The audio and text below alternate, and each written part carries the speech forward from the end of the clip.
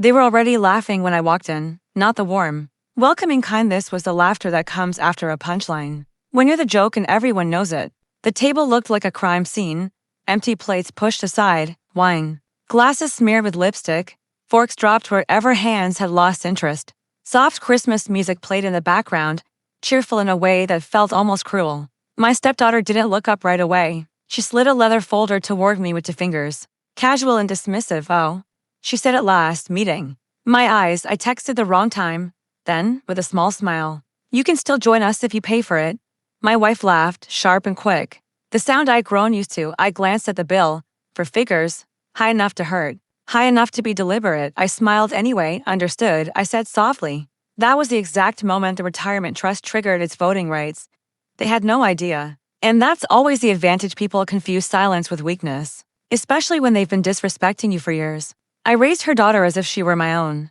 That's the part they forget when they rewrite the story. Tuition checks, her first car, late-night talks after her biological father vanished behind excuses. I never tried to replace him.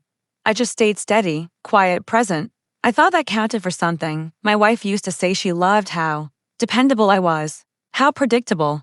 What she really meant was controllable. The disrespect didn't hit all at once. It crept in slowly, jokes at my expense, decisions made without me. Promises of we'll talk later that never happened. I noticed, I felt it, and I kept records.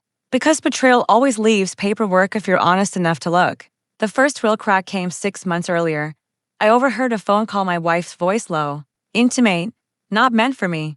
She talked about restructuring, about finally cutting me off, about how the company would soon be hers. She didn't know I still held majority control. She didn't know the shares she thought she managed were locked inside a retirement trust. I quietly updated after the first disrespectful board meeting.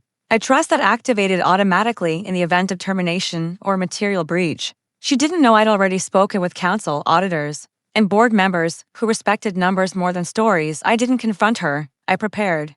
Back at the restaurant, my stepdaughter watched me closely, waiting for anger, embarrassment.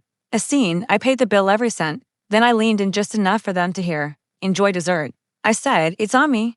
Think of it as a farewell gift. They laughed again, louder this time. I walked out alone, calm and focused. That night, I sent one email. Subject line, activation notice. Monday morning came down like a guillotine. The board called an emergency meeting. Phones buzzed. Assistants whispered, lawyers scrambled, and one question echoed through the glass-walled room. Who just fired the person? Who owns 76% of the company? My wife stormed in halfway through, furious and confused. She spotted me at the head of the table and froze. You're not supposed to be here. She snapped. You're outdated, this is over, she added, grasping for authority she never legally had. I looked up slowly, understood. The room went silent as counsel cleared his throat and explained the trust's clauses. Its triggers, the automatic transfer of voting power. My stepdaughter's name appeared on the screen. Next. Then came the evidence, expense account abuse, misused funds. Email she'd forgotten to delete, the same entitlement from dinner, now broken down line by line. One vote followed another. Termination, removal, legal action pending. I watched my wife's face crumble in real time, shock giving way to understanding, then fear. The confrontation came later, back at the house, boxes half packed.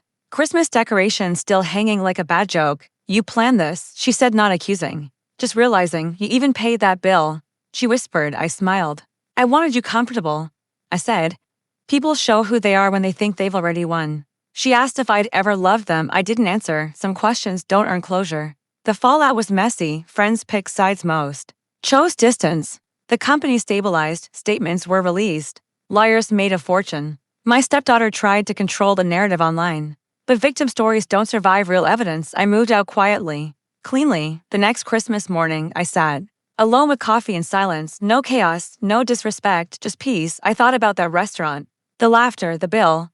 I don't regret paying it. It was the cheapest investment I ever made because it bought me clarity, control, and freedom.